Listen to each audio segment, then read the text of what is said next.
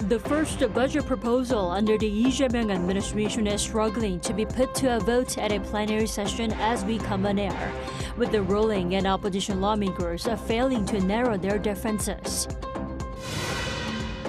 The Trump administration plans to send unilateral tariff letters to at least 10 countries on Friday to make them pay the levies on August 1st. South Korea's trade minister will be in Washington this weekend for last-minute tariff talks with the U.S. ahead of the July 9th deadline. President Lee Jae-myung continues to make time to sit down with the citizens and hear their concerns in person, this time in the city of Daejeon. We begin at the National Assembly, where a crucial vote for the government's proposed extra budget continues to be delayed amid continued debate between lawmakers. For more on the fate of this bill, we connect with our correspondent Moon Hae-ryun on the line. Hae-ryun, what's the latest at the Parliament? Good evening, Tammy. The National Assembly's plenary session to vote on the new administration's first supplementary budget bill has been repeatedly delayed, with disagreements continuing to cloud the process. Lawmakers were scheduled to vote on the bill on Friday afternoon at 2 p.m., but the session was pushed back following last-minute talks to finalize the bill at the Special Committee on Budget and Accounts meeting and internal divisions within the ruling Democratic Party. Initially proposed at 30.5 trillion Korean won, or roughly $22 billion, the supplementary budget ballooned during committee deliberations at the National Assembly. The version passed by the Budget Committee now totals just over $23 billion, with the increase largely driven by two contentious items: a consumer voucher program and the restoration of special activity funds for 4 government agencies, including the Presidential Office. The inclusion of the prosecution in these special activity funds is what has sparked opposition within the DP, with one lawmaker calling it not appropriate on social media. Now, you have to walk us through the main points of contention between the ruling and main opposition parties, Hae-ryun. Right, so leading up to the vote, the two parties have been clashing over the bill's key provisions, particularly around how and where the additional spending should be directed. At the heart of the bill is the ruling party's push for livelihood recovery through direct support for households in the form of vouchers that can be used like a gift certificate at small local businesses.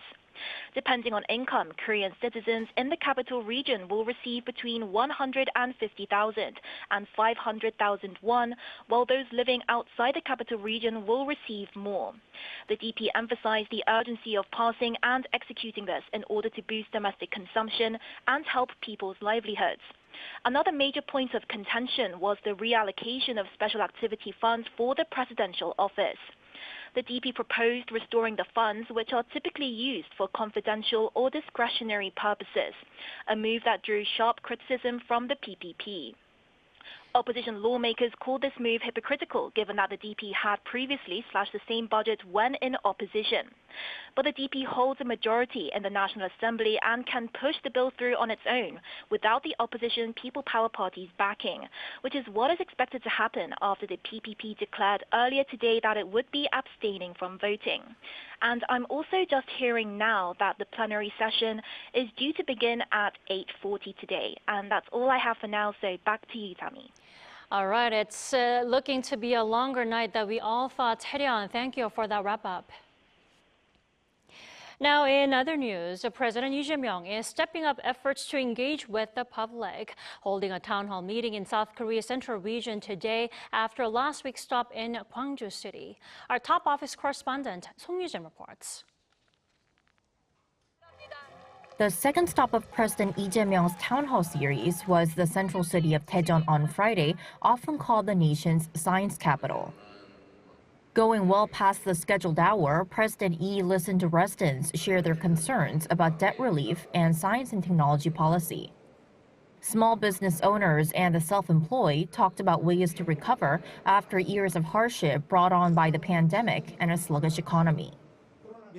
One of the most important parts of helping people get back on their feet is supporting small business owners and the self-employed. We need a strong foundation so they don't get trapped in a cycle of heavy debt. We should set up a one-stop system that covers everything from debt restructuring to business restart support.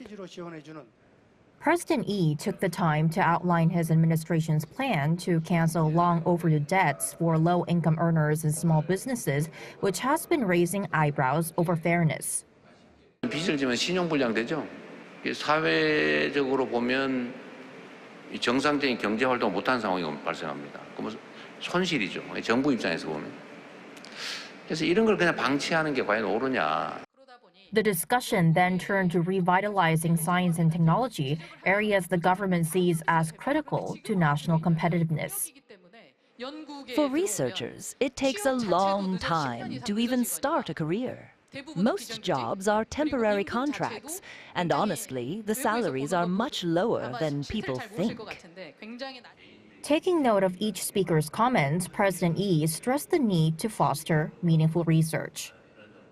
진짜 필요한 연구를 하자. 정부에 보고하기 위한 연구하지 말자. 그리고 행정에 너무 많은 에너지를 쏟게 하지 말자. 그리고 성공률 따지지 말자. After listening to stakeholders, President Lee directed officials to develop policies centered on the needs of people on the ground. Wrapping up, he pledged to speed up the relocation of the presidential office to nearby Sejong City as part of his vision for balanced regional growth. 송유진, Arirang News. The Trump administration continues with its tariff threats to countries around the world, this time by planning to send that tariff letter starting Friday. And South Korea's trade minister is heading back to the U.S. for the last-minute tariff negotiations over the weekend. Our Moon Ji-young has the details. With just days left before the temporary halt on tariffs expires, South Korea's chief trade negotiator Yo Han-gu is making his second visit to the United States within a week for high-level trade negotiations. He is set to meet with U.S. officials, including U.S. Trade Representative Jamieson Greer and Commerce Secretary Howard Lutnick in Washington this weekend.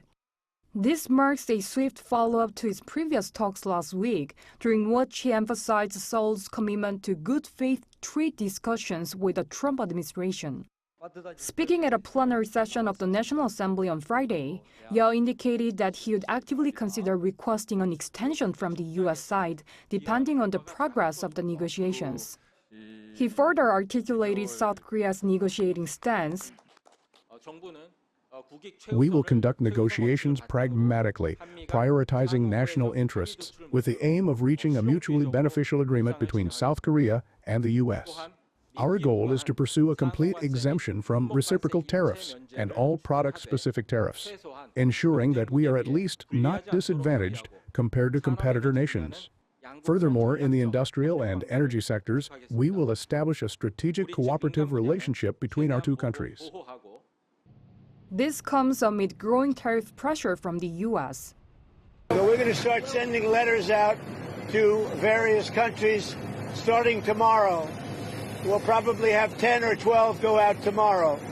And over the next few days, I think by the 9th, they'll be fully covered.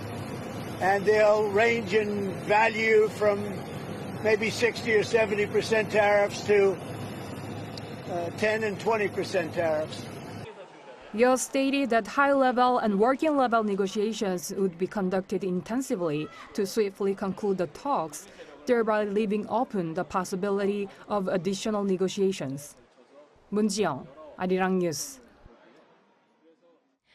South Korea's central bank said on Friday that both South Korea's exports and imports are declining, but with inbound shipments dropping more sharply. The current account stayed in surplus.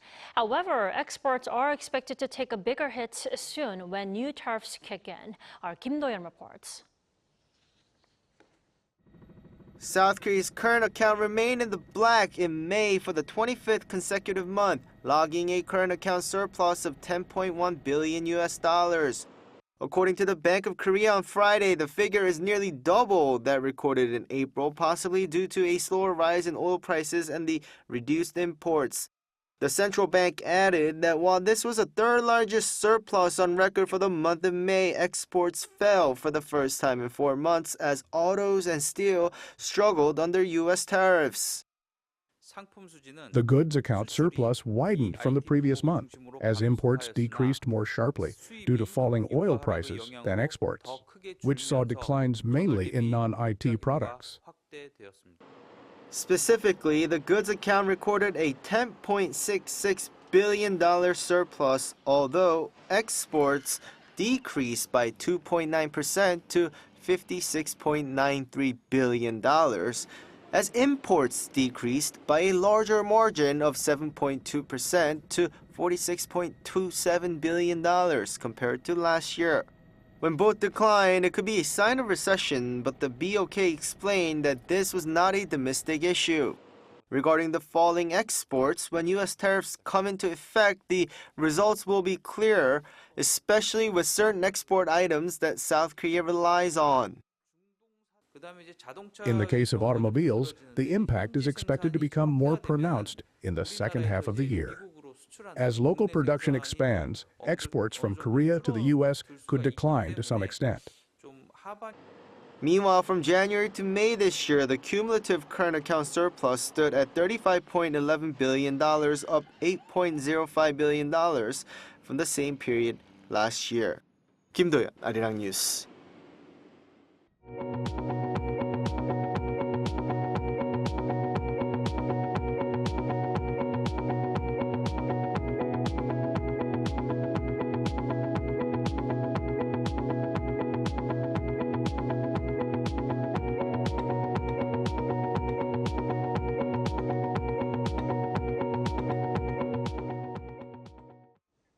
South Korea is testing waters near the inter-Korean border amid claims that waste from a North Korean uranium plant could have reached the West Sea.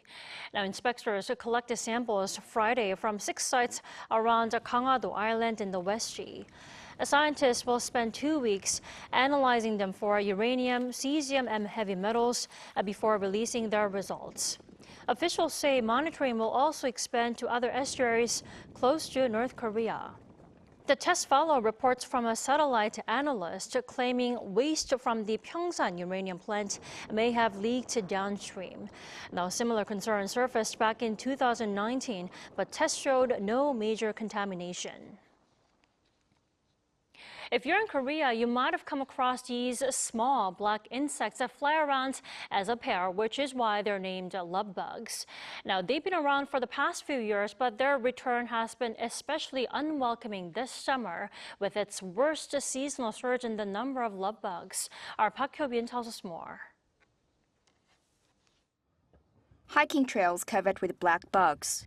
At the top of the mountain trail, bags filled with dead bugs are stacked one after another.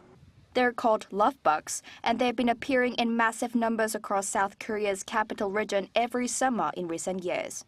But many say they've never seen this many before. They stick to everything. Even if you try to fan them away, they don't come off easily.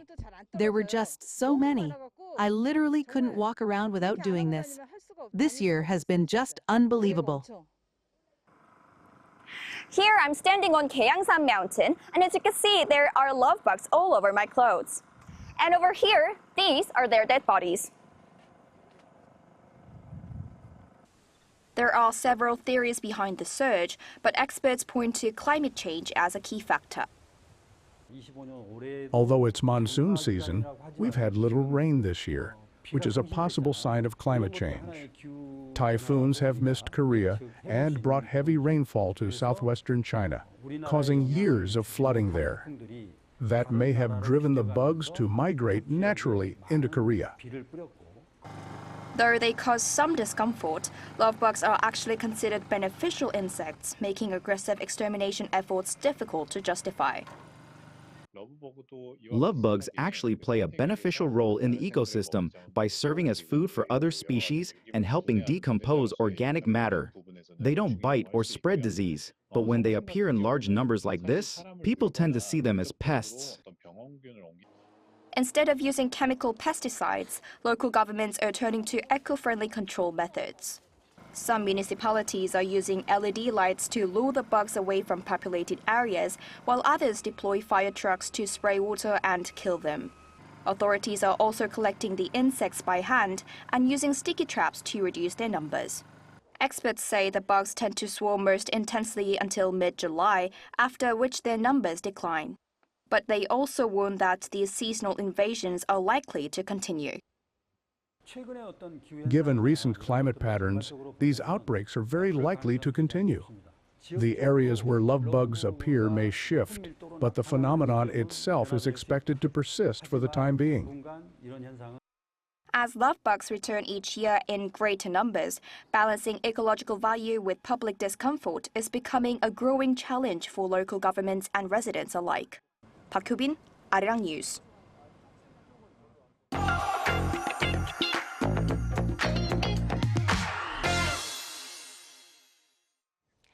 It's Friday, which means it's time for Arts and Culture. We have our culture correspondent, Daejeon, here in studio. Welcome, Daejeon. Thank you very much for having me. So, Daejeon, I'm particularly excited for your segment today since I hear it's about a musical. Yes, it is.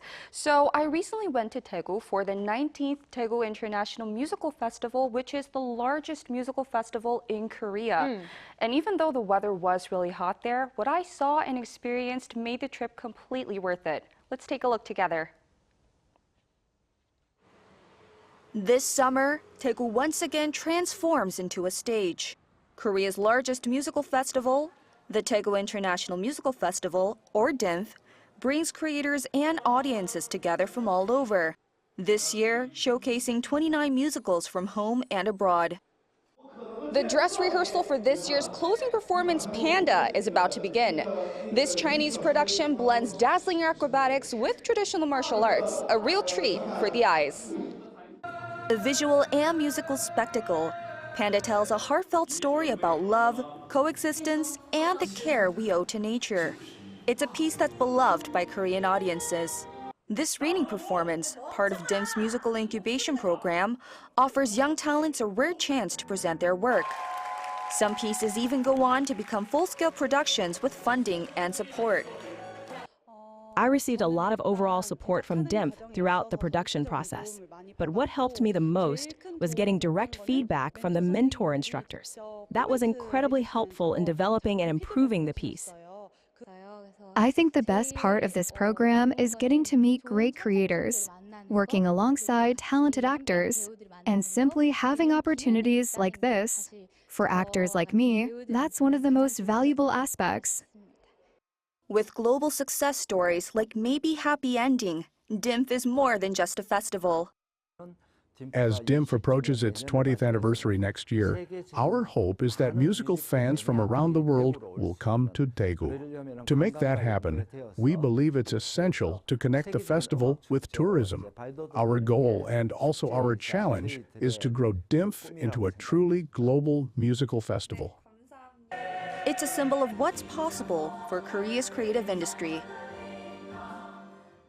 So, Daejeon, to my understanding, this year's festival has garnered more interest than ever because of the Korean musical that swept the Tony Awards. Tell us more. Yes, of course. This year's festival was quite auspicious because it comes after the Korean musical, like you said. Maybe Happy Ending won Tony Awards in 6 categories, including Best Musical. And the roots of that triumph, they trace back to this very festival. Composer Will Aronson and writer Park Chun-yoo actually first met through a different project called Bungee Jump at the DIMF in 2012. They must have had good chemistry because Bungee Jump was met with very good reviews. They later collaborated again and created Maybe Happy Ending. Like this, DIMF acts as a place to foster new relationships and create amazing pieces together. So people are on the hunt for the next big show. Then you have to tell us what exactly does the festival provide to young talent so that we can look forward to more of these masterpieces like Maybe Happy Ending. Well, the reading performances that we saw in the video were part of the musical incubation program, which offers young talent mentorship and funding to put their creations on stage. And even without stage props and costumes, it allows the viewer to focus solely on the storyline, which is the core of any musical. These performances seem to be very well received by the audience. 5 student pieces were put on stage, and if any of them are well received by investors, they can receive funding and later be premiered at DIMF as a creative support musical, which is actually how the writer and the composer of Maybe Happy Ending met. In 2008, a composer named Arirang had his work My Scary Girl selected for creative support through DIMF. The following year, we even staged it in New York as part of DIMF's outreach. Through that kind of process, Maybe Happy Ending was eventually born. And perhaps because of that kind of legacy, the audience this year showed even more interest in creative support productions, which saw reservation rates over 30% higher than in previous years. So I think we can be optimistic about the future of Korean musicals. Indeed, a bright future for a Korean musical to come. Thank you, Daejeon, for the report today. It was my pleasure, Dami.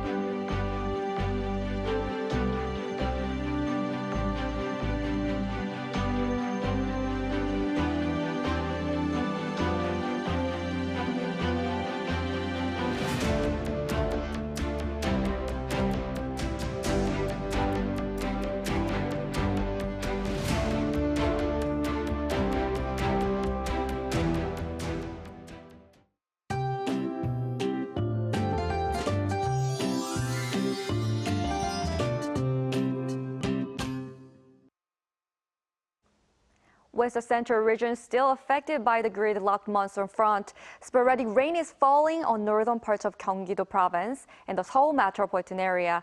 This rain will mostly stop tonight, but some areas in northern parts of Gyeonggi-do province and Gangwon-do province will see rain until tomorrow morning. With heatwave warnings and advisories in place in most parts of the country, daytime temperatures moved up to 31 degrees Celsius in Seoul, 36 degrees in Daegu, and 37 degrees in Miryang.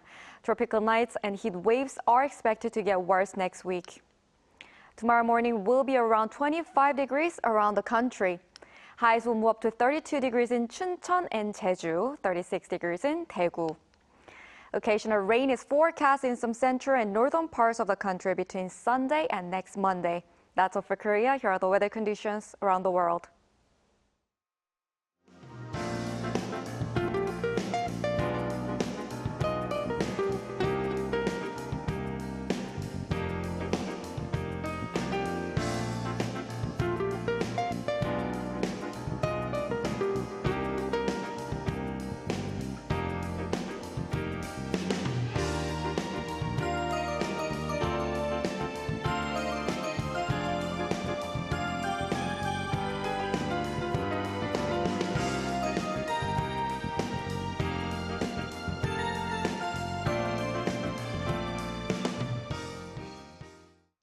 That is all we have for tonight. I'm Kim Dami. For all of us here at Arirang, thanks for watching and good night.